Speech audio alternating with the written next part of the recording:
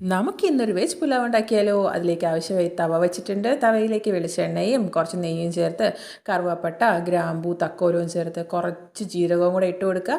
അതൊന്ന് പൊട്ടുമ്പോഴേക്കും നമ്മുടെ സവാള ചേർത്ത് ഇളക്കിയ ശേഷം ഒരു പച്ചമുളക് ഇടുക. അതൊന്ന് ഇളക്കിയ ശേഷം കുറച്ച് ഇഞ്ചി ചേർക്കുക. അതും ഒന്നിട്ട് ഇളക്കിയ ശേഷം നമ്മുടെ ബീൻസും ക്യാരറ്റും ഒന്നിടുക. ഇട്ട് അതൊന്ന് ഇളക്കി കൊടുക്കുക. ഇളക്കിയ ശേഷം ഈ പച്ചക്കറികളൊന്ന് വേവാനുള്ള ഉപ്പിട്ട് കൊടുക്കുക. ഇളക്കുക. അതിലേക്ക് ഉരുളക്കിഴങ്ങ് ചേർത്ത് കൊടുക്കുക. അത് ചേർത്ത് ഇളക്കുക. അതിനുശേഷം അതിലേക്ക് സ്വീറ്റ് കോണില്ലേ, നമ്മുടെ കോണ്, അത് ചേർത്ത് കൊടുക്കുക. ചെറിയൊരു മധുരം കിട്ടാനായിട്ട് അത് ചേർത്ത് കൊടുക്കുക. ഇളക്കുക. എന്നിട്ട് അതൊന്ന് വേണ്ടി വരുമ്പോഴേക്കും നമ്മുടെ പൊടികൾ ചേർക്കാം. ഗരം മസാല ചേർത്തു, കുറച്ച് കുരുമുളക് പൊടി ചേർത്തു, ബിരിയാണി മസാല കുറച്ച് ചേർത്ത് കൊടുക്കുക വേണമെങ്കിൽ ഉണ്ടെങ്കിൽ. പിന്നെ കുറച്ച് മുളക് പൊടി ചേർത്ത് കൊടുക്കുക. അത് ചേർത്തിട്ട് നമ്മുടെ അരി വേകാനുള്ള ഉപ്പും കൂടെ ഞാൻ ചേർത്ത് കൊടുത്തിട്ടുണ്ട്. എന്നിട്ട് നന്നായി ഇളക്കിയ ശേഷം ഞാൻ ബസ്മതി അരിയാണ് എടുത്തിട്ടുള്ളത്. ബസ്മതി അരി ഇട്ട് കൊടുക്കുന്നുണ്ട്. ബസ്മതി അരിയാണ് ഇതിൽ ആപ്റ്റ് ആവുന്നത്.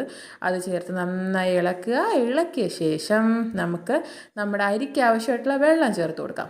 വെള്ളം ചേർത്ത് ഒന്ന് അടച്ച് വയ്ക്കുക. അടച്ച് വെച്ചിട്ട് ഇടയ്ക്കൊന്ന് തുറന്ന് ഒന്ന് ഇളക്കി കൊടുക്കാതിരിക്കണേ, മേളിലുള്ള അരി അടിയിൽ പോകാനായിട്ട്. എന്നിട്ടൊന്ന് അടച്ച് വയ്ക്കുക. നമ്മുടെ പുലാവ് ഇവിടെ റെഡി ആയി കഴിഞ്ഞു. നിങ്ങളെല്ലാവരും ഒന്ന് ട്രൈ ചെയ്ത് നോക്കുക. കമൻറ്റ് ചെയ്യണേ.